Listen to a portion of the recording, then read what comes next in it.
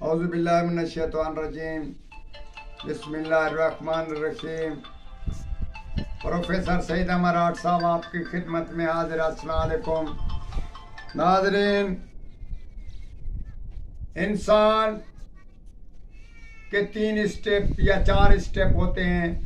अगर एक चीज़ का स्टेप बहुत ही कीमती होता है तो उसके बारे में हम आज बताते हैं कि हमारे उस्तादों का तजर्बा है कि जिसकी कुव्वत मर्दानगी कम हो जाए और उसमें मज़ा ना रहे और उसमें लुत्फ़ ना हो, दोनों में से एक को ही लुत्फ़ ना हो, तो इसी सूरत में हम आपको बता रहे हैं कि मुख्तसरन हमारे मज़हब के मुताबिक उसमें बहुत सारा असर है और बहुत सारा कीमती इसमें काम है।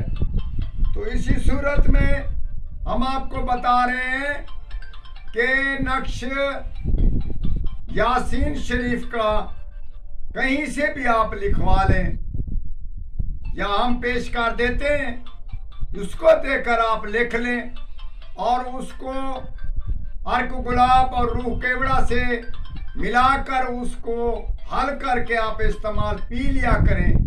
7 दिन मुतवातिर आप उस नक्श को पिए रोजाना लिखकर, इंशाअल्लाह ताला जवानी जो है 24 साल के मजे के बराबर हो जाएगी और वो कम भी ना होगी।